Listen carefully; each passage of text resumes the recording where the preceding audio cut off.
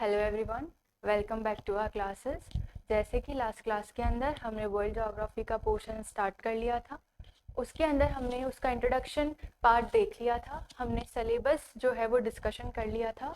उस syllabus discussion में हमने कॉन्टिनेंट, ओशियंस और जो इम्पॉर्टेंट अपने माइंड मैप के लिए चीज़ें होती है वर्ल्ड ज्योग्राफी को पढ़ने के लिए, जैसे कि आपके कंट्रीज़ और कितने कंट्रीज़ है, कहाँ है, टॉपिक ऑफ कैंसर क्या है, टॉपिक ऑफ कैप्रिकॉन क्या है, ये सब हमने हमारी फर्स्ट क्लास में ख़त्म कर लिया था।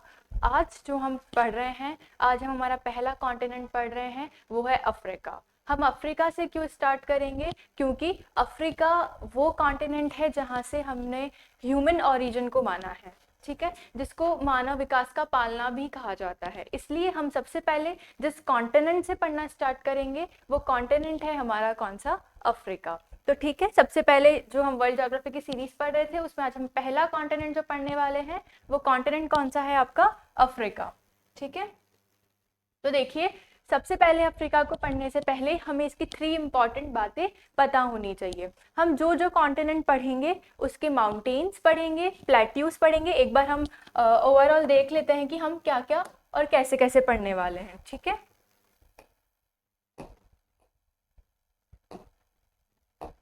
ओके। तो देखिए,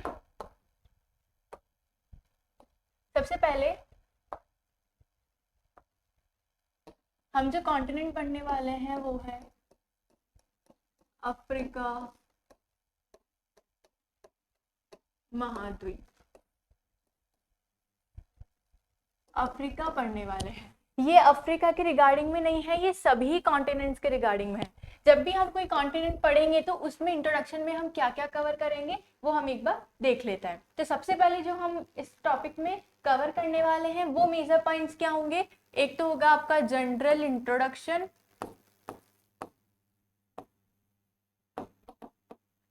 ठीक है, सामान्य परिचय। इस सामान्य परिचय में हम क्या पढ़ेंगे? इस सामान्य परिचय में हम पढ़ते चलेंगे कि जो हमारा वर्ल्ड है, वर्ल्ड के अंदर कॉन्टिनेंट की लोकेशन कहाँ है, कहाँ नहीं है, कौन कौन से हेमिस्फीयर यहाँ से गुजर रहे हैं, तो ये सब हम इसके अंदर देखते चलेंगे। जैसे कि हमने अफ्रीका कॉन्टिनेंट पढ़ना है तो इस अफ्रीका कॉन्टिनेंट के लिए ये जो हमारा अफ्रीका कॉन्टिनेंट है, आप देख रहे हैं ये अफ्रीका कॉन्टिनेंट है। इस अफ्रीका कॉन्टिनेंट की जितनी भी जनरल चीज़ें हैं वो हम यहाँ पर पढ़ते हुए चलेंगे। ठीक है, कि अफ्रीका कॉन्टिनेंट में सबसे पहले हमने पहले भी पढ़ लिया था कि चारों हेमिस्फेयर के अंदर है, इसको डार्क कॉन्टिनेंट कहते हैं। यहाँ पे हाइड्रो पावर का जो पोटेंशियल है वो सबसे ज़्यादा है। तो इस तरीके से जो इसके जनरल बिंदु होंगे वो पढ़ते चलेंगे। उसके बाद हम क्या पढ़ना शुरू करेंगे कॉन्टिनेंट में? उसके बाद हम वहाँ के माउंटेन्स पढ़ेंगे, पर्वतों के बारे में पढ़ेंगे कि कौन सा सबसे बड़ा पर्वत है, कौन सा छोटा पर्वत है, कौन सा वॉल्केनिक इरप्शन से फॉर्म्ड है, कौन सा ब्लॉक माउंटेन है, कौन सा फोल्ड माउंटेन है, कौन सा अल्पाइन टाइम में बना है। तो इस तरीके से हम फिर हर कॉन्टिनेंट के माउंटेन्स देखेंगे। उसके बाद उनके प्लेट्यूज देखेंगे यानी पठार। ठीक है, पठार के बाद जो हम देखेंगे वो होगी उनकी रिवर्स, रिवर्स यानी उसके बाद हम देखेंगे वहाँ की नदियाँ कि कौन सी नदी है, उस पर कितना हाइड्रो पावर जनरेशन है, वो नदी में वहाँ का क्लाइमेट कैसे अफेक्ट हो रहा है। ठीक है, ये सब कुछ।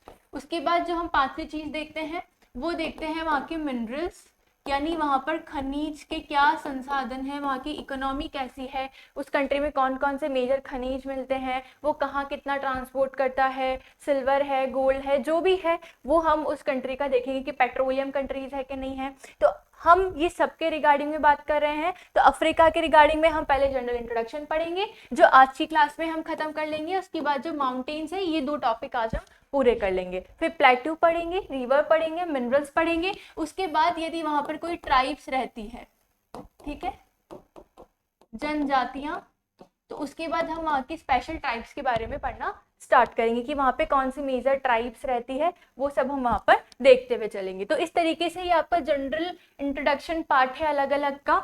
हर का सेम ही लाइन रहेगी, पर पहले अगर हम अफ्रीका की बात करें तो अफ्रीका का जनरल पॉइंट देखेंगे, फिर वहाँ के माउंटेन्स देखेंगे, सारा हम आराम से मैप में ड्रॉ करेंगे, फिर प्लेट्यूज देखेंगे, मैप में ड्रॉ करेंगे, वहाँ पे कौन से मिनरल्स मिल रहे हैं वो भी देखेंगे, फिर रिवर्स कैसे कैसे जा रही है, ठीक है, वो भी देखेंगे, फिर वहाँ पे कौन से खनिज संसाधन है हमारे अफ्रीका में, हम वो देखते चलेंगे, फिर कौन कौन से ट्राइब्स है हम वो देखते चलेंगे। फिर यहाँ पर जो मेजरली इंपॉर्टेंट चीज़ है वो क्या है, यहाँ के डेजर्ट, ठीक है, यहाँ का मरुस्थल, तो यहाँ के विभिन्न मरुस्थलों के बारे में हम देखते हुए चलेंगे अफ्रीका के अंदर, स्पेशली अफ्रीका के अंदर है तो यहाँ पर हम इसको देखते हुए चलेंगे। फिर यहाँ पे कौन कौन से मैदान हैं, ठीक है, यहाँ पे कौन कौन से प्लेन्स है हम वो देखते चलेंगे अफ्रीका के अंदर, ठीक है, ये सब देखेंगे। उसके बाद यहाँ का कोई अगर क्लाइमेट है या कि कोई स्पेसिफिक जलवायु है, ठीक है, तो हम उसको भी देखते हुए चलेंगे, ठीक है। इस तरीके से हम ये सब अफ्रीका के बारे में पढ़ते हुए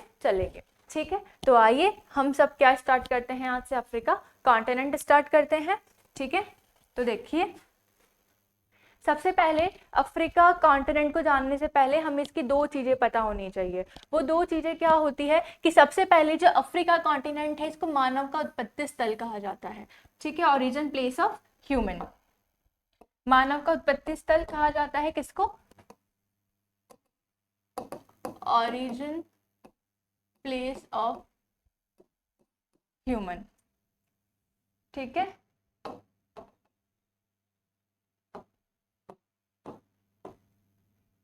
कोई बात नहीं, ठीक है। सबसे पहले तो जो कहा जाता है वो क्या कहा जाता है, इसको मानव का उत्पत्ति स्थल कहा जाता है। उसके बाद अफ्रीका कॉन्टिनेंट को हम डार्क कॉन्टिनेंट भी कहते हैं, अफ्रीका कॉन्टिनेंट को हम मानव सभ्यता का पालना भी कहते हैं। जैसे कि हमने बोला कि हम सबसे पहले अफ्रीका कॉन्टिनेंट ही क्यों पढ़ रहे हैं, क्योंकि इसे क्या कहते हैं, मानव सभ्यता का पालना कहते हैं, यहाँ से ह्यूमन का ओरिजिन हुआ है, तो हम भी वहाँ से पढ़ना स्टार्ट करते हैं, जहाँ से ओरिजिन हुआ है हम भी वही कॉन्टिनेंट पढ़ना स्टार्ट करेंगे। अब सबसे पहले ही आपको तीन बातें तो पता हो गई है। अब उसके बाद जो इंपॉर्टेंट है वो मैं यहाँ पर ड्रॉ कर देती हूँ। सबसे पहले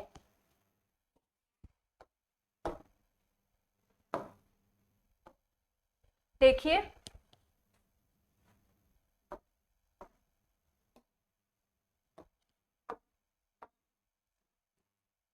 ये हमारा अफ्रीका कॉन्टिनेंट है। जब भी हम इसे ड्रॉ करेंगे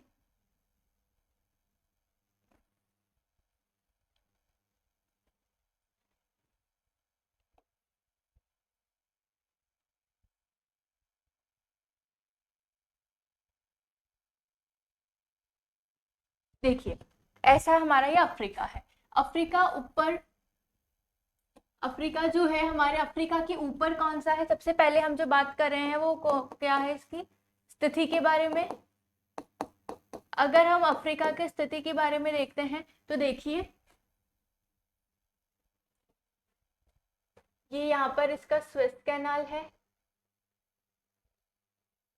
ठीक है। अब देखो सबसे पहले स्थिति के बारे में अगर हम लिखना स्टार्ट करते हैं तो पहली बात तो क्या कि ये अफ्रीका जो है वो हमारे कितने कितने हेमिस्फेयर में फैला है वो देखते हैं। सबसे पहले यहाँ से जो लाइन गुजरती है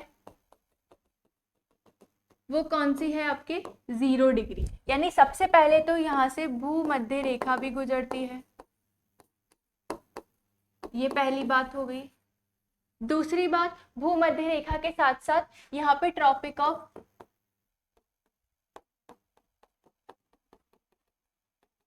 ½ नॉर्थ, यानी यहाँ से क्या गुजरती है हमारी कर्क रेखा भी गुजरती है, ठीक है। नीचे आ जाइए 23½ डिग्री साउथ, यानी यहाँ से और क्या गुजर रही है आपकी मकर रेखा,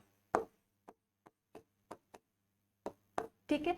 भूमध्य रेखा जो इसके ऑलमोस्ट मध्य से गुजरती है वो अफ्रीका को दो भागों में विभाजित करती है। एक तो हो गया इसका उत्तरी गोलार्ध,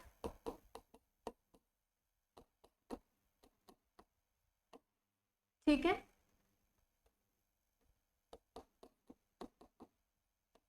और जो दूसरा है वो क्या है इसका दक्षिणी गोलार्ध,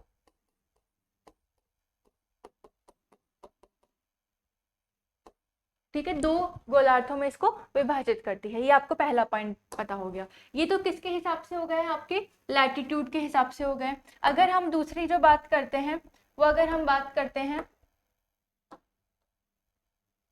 ठीक है, अगर हम भूमध्य रेखा की बात करते, ग्रीनविच की बात करते हैं, तो ये है हमारी 0 डिग्री जो लंदन से गुजर रही है, हमारी ग्रीनविच लाइन। ये ग्रीनविच लाइन और भूमध्य रेखा जो है वो हमारे अफ्रीका के गल्फ ऑफ गिनी में आकर मिलती है, गल्फ ऑफ गिनी में आके मिलती है अफ्रीका के अंदर। इस तरीके से ये जो है इधर वाला जो गोलार्ध इसको विभाजित करता है और इधर वाला जो विभाजित करता है ये अगेन दोनों गोलार्ध में विभाजित करता है, पूर्वी गोलार्ध, और इधर कौन सा हो जाएगा आपका पश्चिमी गोलार्ध। तो इस तरीके से आप इस डायग्राम से क्या समझ सकते हैं कि जो हमारा अफ्रीका कॉन्टिनेंट है वो चारों गोलार्धों में स्थित है। कैसे हो गए हमारे 4 गोलार्ध, हम गिनते हैं फिर से। सबसे पहले भूमध्य रेखा 2 गोलार्ध में विभाजित कर रही है, उत्तरी गोलार्ध, ठीक है, पहला गोलार्ध। फिर नीचे इसका दक्षिणी गोलार्ध, दूसरा गोलार्ध। फिर यहाँ से हमारी ग्रीनविच लाइन गुजर रही है, इसके इधर जो है पूर्वी गोलार्ध जिसको हम क्या बोल रहे हैं, तीसरा गोलार्ध, और इधर जो है इसका पश्चिमी गोलार्ध जिसको हम क्या बोल रहे हैं, चौथा गोलार्ध। तो इस तरीके से जो हमारा अफ्रीका है वो चारों गोलार्धों में क्या है, स्थित है, ठीक है। North, south, east and western hemispheres में जो हमारा अफ्रीका कॉन्टिनेंट है वो क्या है, स्थित है। तो पहली जो स्थिति की बात रही वो आपको बिल्कुल अच्छे से समझ आ गई होगी कि चारों गोलार्धों में स्थित है। दूसरी बात, अगर मैं कहूँ कि जो अफ्रीका कॉन्टिनेंट है ये चारों गोलार्धों में तो है ही, लेकिन फिर भी हम इसको क्या क्या नाम से जान रहे हैं, तो सबसे पहले हम इसको क्या कह रहे हैं, डार्क कॉन्टिनेंट। अब डार्क कॉन्टिनेंट इसे हम इसलिए नहीं कह रहे हैं कि यहाँ पर ब्लैक या डार्क पीपल्स रहते हैं, नहीं, हम डार्क कॉन्टिनेंट इसलिए कह रहे हैं कि बहुत समय तक हमें इस गोलार्ध के बारे में कोई जानकारी नहीं थी, ठीक है। यहाँ पर इतने रिसोर्सेज थे फिर भी हमको उसके बारे में बिल्कुल नहीं पता था, इसलिए अब हमको पता चला है, तो इसको क्या कहते हैं हम, फ्यूचर कॉन्टिनेंट भी कहते हैं, भविष्य का महाद्वीप।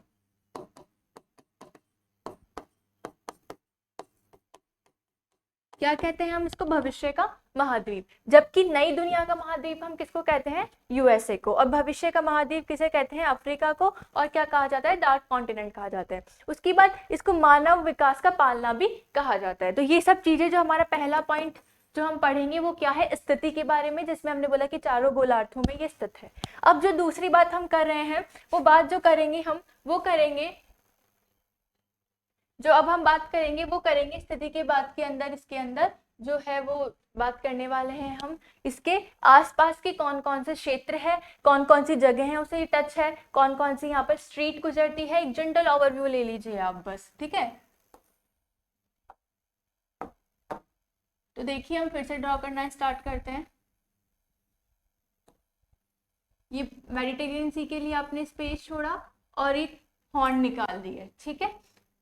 उसके बाद ये ऊपर हमने स्पेन का पार्ट बनाया, फिर इटली, और ये मेडिटेरियन सी का पार्ट बनाया, फिर नीचे आते आते ग्रीस, और ये हमारा ब्लैक सी अंदर की तरफ, ये हमारा,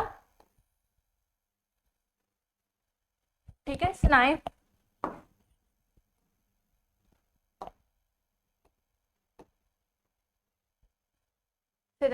पेनिनसुला, ठीक है। ये सब हमने पढ़ लिया। अब आप देखिए एक बार,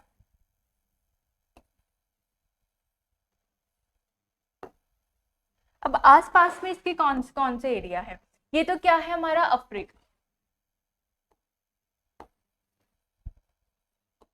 अफ्रीका, ठीक है। अब जो हमारा दूसरा पार्ट पढ़ रहे हैं हम, इस दूसरे पार्ट में क्या पढ़ रहे हैं कि इसके नियर बाय यानी सराउंडिंग में कौन कौन सी जगह है, कौन कौन से भाग से ये टच है, और इसके कितने कंट्रीज है, और इसके कितने जो है वो आइसलैंड कंट्रीज है, कितने मैनलैंड कंट्रीज है, कहाँ कहाँ से ये सराउंडेड है पूरा अफ्रीका, वो हम देखने की कोशिश करते हैं। चारों गोलार्धों में यहाँ पर स्थित है। सबसे पहले अगर इसके नॉर्थ की बात करते हैं तो यहाँ पर है स्ट्रीट ऑफ जिब्राल्टर, ठीक है, स्ट्रीट ऑफ जिब्राल्टर है। किस किस के बीच में है आप देखिए, ऊपर यूरोप का जो स्पेन है, ठीक है, और जो हमारा अफ्रीका है उससे उसमें से जो है वो क्या है आपके मोरक्को, ये 2 कंट्रीज है, ठीक है। कौन कौन से कंट्रीज आ गए हैं हमारे, इधर से तो आ गया है हमारा स्पेन और नीचे से क्या आ गया आपके मोरक्को। ठीक है, अब उसके बाद कौन कौन से दो वाटर बॉडीज को जोड़ रहा है, यानी जल जो बॉडीज है हमारी उसको जोड़ रहा है। तो उसमें आप देखिए एक बार, यहाँ पर तो आपका भूमध्य सागर है और इस तरफ जो है वो है आपका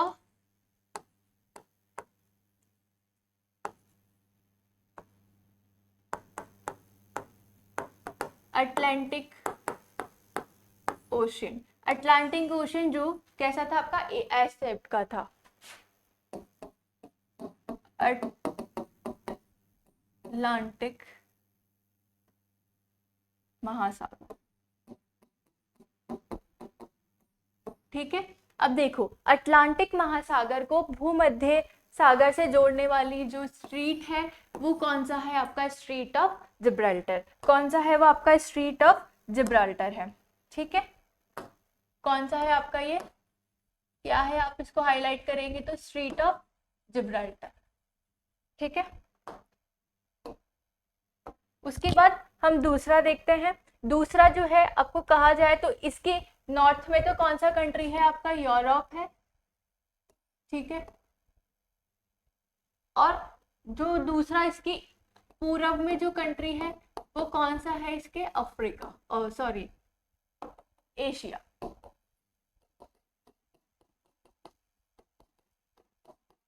समझ गए होंगे आप इसको कैसे कैसे हमने ड्रॉ किया है। ये अफ्रीका है, ऊपर यूरोप है, पहले अफ्रीका के मोरक्को और स्पेन को अलग करने वाली स्ट्रीट कौन सी है आपकी, स्ट्रीट ऑफ जिब्राल्टर है। स्ट्रीट ऑफ जिब्राल्टर जो है वो अटलांटिक महासागर और भूमध्य सागर को जोड़ती है। ठीक है, उसके बाद अफ्रीका की जो पश्चिम है, अफ्रीका के पश्चिम में अटलांटिक महासागर अवस्थित है।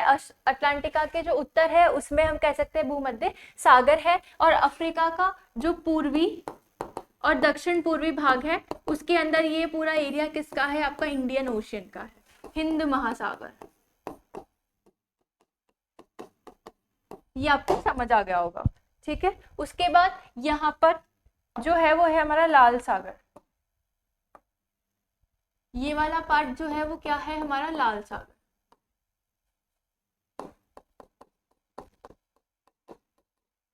ठीक है, अब देखो यहाँ पर जो यमन है हमारा, इसके नीचे है आपकी गल्फ ऑफ अड़ीन। ठीक है, अभी जो गल्फ ऑफ अदीन और लाल सागर है इसको अलग करने वाली जो हमारी एक स्ट्रीट है, इस स्ट्रीट का जो नाम है वो क्या है हमारे, बाब अल मांदेब। बाब अल मांदेब या मांदेब, बाब अल मांदेब। बाब अल मांदेब किस किस को अलग कर रही है, अडन की खाड़ी को लाल सागर से जोड़ रही है। ये तो आपको पहली चीज पता हो गई, किसको जोड़ रही है ये आपको पता हो गया है। बाब अल मांदेब, बाब अल मांदेब अडन की खाड़ी को आपकी किससे जोड़ती जा रही है, लाल सागर से जोड़ती जा रही है। ठीक है, लेकिन बाब अल मांदेब दो अलग अलग कंट्रीज को भी हमारे यहाँ पर क्या कर रही है, अलग। यहाँ पर जो कंट्री है हमारा वो क्या है, यमन, और इधर है जिबूती जो एक हॉर्न कंट्री है। तो जिबूती और यमन को अलग कर रही है। उसके बाद लाल सागर और आप देखेंगे आपका गल्फ ऑफ अडीन, इसको क्या है ये जोड़ रही है। ठीक है, उसके ऊपर यहाँ पर जो है एक जो कैनाल है वो है Suez canal. Suez canal, Suez canal की बात करते हैं तो भूमध्य सागर और लाल सागर को क्या करती है, ये हमारे यहाँ पर जोड़ती है। भूमध्य सागर और लाल सागर को ये जोड़ती है। कौन सी जोड़ती है आपकी भूमध्य सागर और लाल सागर को, हमने पढ़ के आए हैं स्वेज कैनाल। ठीक है, तो हमने सबसे पहले इसके आसपास के सारे कंट्रीज वगैरह देख लिए हैं। हमने क्या बोला कि अफ्रीका है, अफ्रीका का जो हमारा पश्चिमी भाग है उसमें अटलांटिक ओशन है, इसके पूर्व में भूमध्य सागर है और इसका जो इसके उत्तर में भूमध्य सागर है, इसके पूरब में हिंद महासागर है। ये हमने पढ़ा। फिर हमने इसके आसपास के स्ट्रीट्स पढ़ना स्टार्ट की थी। उसमें हमने क्या देखा कि स्ट्रीट ऑफ जिब्राल्टर जो है वो मोरक्को और स्पेन को अलग करती है और अटलांटिक ओशन और भूमध्य सागर को जोड़ती है। फिर इसके और हम इधर की तरफ आए, इधर की तरफ आने से हमने नीचे से शुरू किया हिंद महासागर से। हिंद महासागर से शुरू करने पर हमें पता चला कि जो बाब अल मांदेब है, जो जल संधि है, उसने क्या किया, गल्फ ऑफ अडीन को लाल सागर को जोड़ा और जो दो कंट्री को अलग किया वो था था जिबूती और यमन। यहाँ पर 2 कंट्री अलग हुए, स्पेन और मोरक्को। उसके बाद लाल सागर आया, लाल सागर और भूमध्य सागर के जोड़ने वाली जो जल संधि थी वो कौन सी थी, हमारी स्वेज कैनाल थी। ये हमने इसके परफेक्ट लोकेशंस देख लिए कि हमको इस तरीके से हमारे दिमाग में फीड रहना चाहिए, ठीक है। उसके बाद अगर हम इसका और जनरल इंट्रोडक्शन देखें तो इसके अंदर सबसे पहले तो 55 टोटल कंट्रीज है हमारे अफ्रीका में, 55, उसमें जो 49 कंट्री है वो तो इसके मेन लैंड में है। मेन लैंड का मतलब क्या है, स्थल भाग में। और जो इसकी 6 कंट्रीज है वो कैसे हैं, आपके आइलैंड भाग में है, ठीक है। इस तरीके से इसके टोटल कंट्रीज के आसपास का क्षेत्र हमने देख लिया है। अब हम एक बार इसको पढ़ लेते हैं अच्छे से। ये हमने पूरा देख लिया है। अब देखो हमने क्या पढ़ा था कि अफ्रीका जो है महाद्वीप क्षेत्रफल व जनसंख्या की दृष्टि से जो है वो दूसरे स्थान पर है, हम ही पढ़ कर आए थे, ठीक है। सेकंड पोजीशन में कि 20.2% रखता है और जो जनसंख्या की दृष्टि से ऑलमोस्ट 18% जनसंख्या रहती है इसकी विश्व की, ये हम आराम से पढ़ कर आए थे। अगर आप हमारी पहली क्लास देखेंगे तो हमने देखा था कि वर्ल्ड पॉपुलेशन रिपोर्ट 2024 आई थी, उसके अंदर हमने ये पूरे डाटा आपको डिनोट करा दिए थे। उसके बाद हमने पढ़ा कि पूर्व में हिंद महासागर था, पश्चिम के अंदर अटलांटिक महासागर था, ठीक है, और इन दोनों के मध्य में हमारा अफ्रीका लोकेट था, अभी हम देख कर आए हैं। उसके बाद देखो इसके पूर्व में एशिया था, हमने बताया था इसके पूर्व में एशिया था, और इसके उत्तर में भूमध्य सागर था और यूरोप महाद्वीप, दोनों हम देख कर आए थे। उसके बाद अफ्रीका महाद्वीप की जो सर्वोच्च चोटी है वो भी हम पढ़ेंगे माउंटेन में, वो कौन सी आपकी माउंट किलिमंजारो है, और ये कैसी आपकी ज्वालामुखी पर्वत है, ये भी हम आगे अच्छे से डिटेल में पढ़ेंगे। उसके बाद है अफ्रीका महाद्वीप का जो निम्नतम बिंदु है वो असाल झील है, ये अभी हम पढ़ेंगे जब हम झीलें पढ़ रहे होंगे और जब हम पूरा अफ्रीका कॉन्टिनेंट पढ़ लेंगे तो उसके बाद हम इसको और अच्छे से समराइज करते चलेंगे। फिर देखिए क्षेत्रफल की दृष्टि से सबसे बड़ा जो है इसका वो है क्या है, अल्जीरिया। अल्जीरिया जो देश है वो अफ्रीका का सबसे बड़ा देश है, और सबसे छोटा जो है वो क्या है, आपके सेशल्स है, ठीक है। जनसंख्या की दृष्टि से सबसे बड़ा कौन सा है, नाइजीरिया, और जनसंख्या की दृष्टि से सबसे छोटा कौन सा है, आपका सेशल्स। तो 2 चीजें हमने पढ़ ली, सबसे बड़ा क्षेत्रफल के अनुसार अल्जीरिया, सबसे छोटा जो है वो कौन सा है, आपका सेशल्स। फिर जनसंख्या के अनुसार सबसे बड़ा कौन सा है, आपका नाइजर, और सबसे छोटा कौन सा है, सेम सेशल्स है, ठीक है। अब देखो अफ्रीका महाद्वीप को एशिया महाद्वीप से लाल सागर व स्वेज नहर अलग करती है, ठीक है। उसके बाद अफ्रीका महाद्वीप को जो है वो जिब्राल्टर जल संधि जो भूमध्य सागर से यूरोप महाद्वीप से अलग करती है, ठीक है, ये भी हम अच्छे से पढ़ कर आए हैं। उसके बाद देखो जिसके कारण उत्तर और दक्षिण में भूमध्य सागर गुजरती है, जिसके कारण उत्तर और दक्षिण गोलार्ध में विभाजित करती है, उत्तर से कर्क रेखा गुजरती है, दक्षिण से मकर रेखा गुजरती है, ये हम पढ़ के आए थे।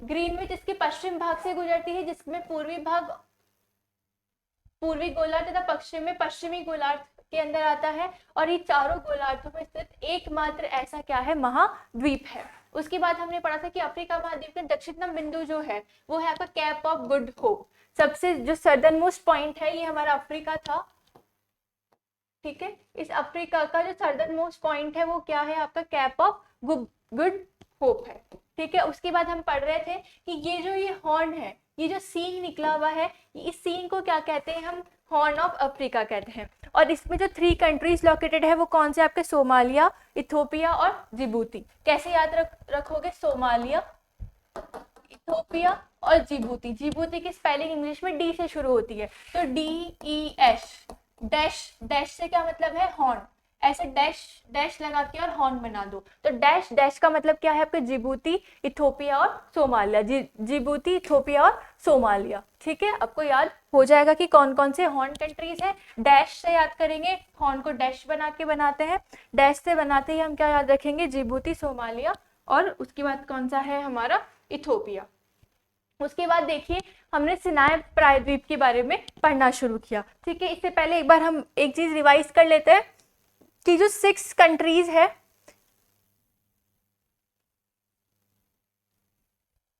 ठीक है, ये जो हमारे 6 कंट्रीज थे, 49 तो मेनलैंड में थे और 6 इसके आइसलैंड में थे। तो एक बार जो आइसलैंड वाले 6 कंट्री है वो एक बार देखिए, क्योंकि जब हम इसको थोड़ा और आगे पढ़ेंगे तो आपको पता चलेगा कि क्यों जरूरी है, ठीक है। कैप वर्डे है, उसके बाद साओ टॉम एंड प्रिंसिपे, इससे हमने क्या गुजरती हुई पढ़ा था कि इससे भूमध्य से रेखा गुजरती है, ये हमने पढ़ा था। तो ये 2 तो किस सागर में है, वो कौन सा है आपका, अटलांटिक ओशियन। कौन सा है? कैप वर्डे और साओ टॉमन प्रिंसिपल। ठीक है, इसके अंदर से दो जो आइसलैंड है मेन कंट्री के अंदर नहीं है, आइसलैंड में है, जो अटलांटिक ओशियन से है। फिर जो चार है आपके, चार कौन कौन से हैं? वो कहाँ पर है आपके? इंडियन ओशियन यानी हिंद महासागर। हिंद महासागर से जो गुजर रहा है वो कौन कौन से? देखो, मेडागास्कर जो सबसे बड़ा है, ठीक है, मेडागास्कर है, फिर मॉरिशस है, उसके बाद सेशल्स है, और ये वही सेशल्स है जो सबसे छोटा है जनसंख्या की दृष्टि से भी और क्षेत्रफल की दृष्टि से भी। ठीक है, तो इस तरीके से ये चारों जो है वो हमने देख ली। यहाँ से दो है, वहां से चार है, इस तरीके से छह तो इसके क्या है? आइसलैंड कंट्रीज है। उसके बाद हमने हेमिस्फीयर्स देख लिए और सारी चीजें देख ली है। ठीक है, अब स्ट्रीट के बारे में पढ़ लेते हैं हम फटाफट। स्ट्रीट के बारे में पढ़ते हैं तो देखिए, सिनाई प्रायद्वीप। सबसे पहले सिनाई प्रायद्वीप जो था वो लाल सागर के उत्तर में अवस्थित है। कैसे बनाया था हमने? ये जो प्रायद्वीप है, यहाँ से हॉर्न ऑफ अफ्रीका जा रही है, यहाँ पर आपका मेडिटेरेनियन सी है, तो ये क्या है आपका? ये जो प्रायद्वीप है वो कौन सा है आपका? सिनाई प्रायद्वीप।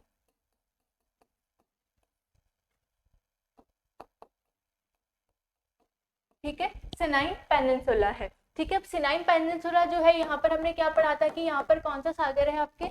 लाल सागर है। लाल सागर के किस में अवस्थित है? ये उत्तर में क्या है? अवस्थित है। सबसे पहले सिनाई प्रायद्वीप लाल सागर के उत्तर में अवस्थित है, जो किस किस को जोड़ रहा है? इधर जो है वो क्या है आपका? एशिया, और इधर जो है वो क्या है आपके? यूरोप। एशिया और यूरोप को क्या करता है? ये हमारे जोड़ता है। और ये जिस पार्ट में है वो कौन सा है आपका? मिस्र।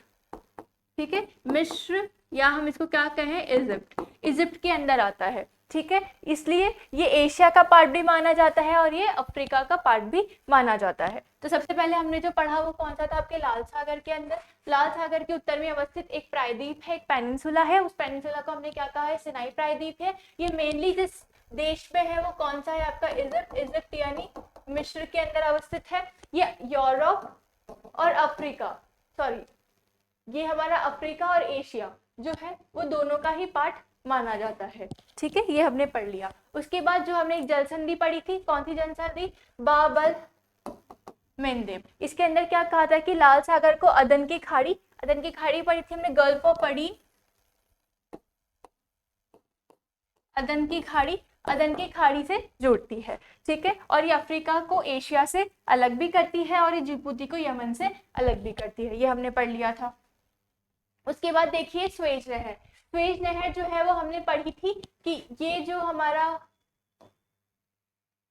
हॉर्न ऑफ अफ्रीका हम बना रहे हैं इस तरीके से। देखिए फिर से हम सब कुछ ड्रॉ कर लेते हैं, ये ऐसे, और यहाँ से अमन के लिए ये आपका एशिया आ जाता है। उसके बाद देखिए सबसे पहले जो स्ट्रीट हम पढ़ेंगे, अभी तक हम जो जो पढ़े आए हैं पीछे वो देखते हैं। ये तो क्या कहा है हमने?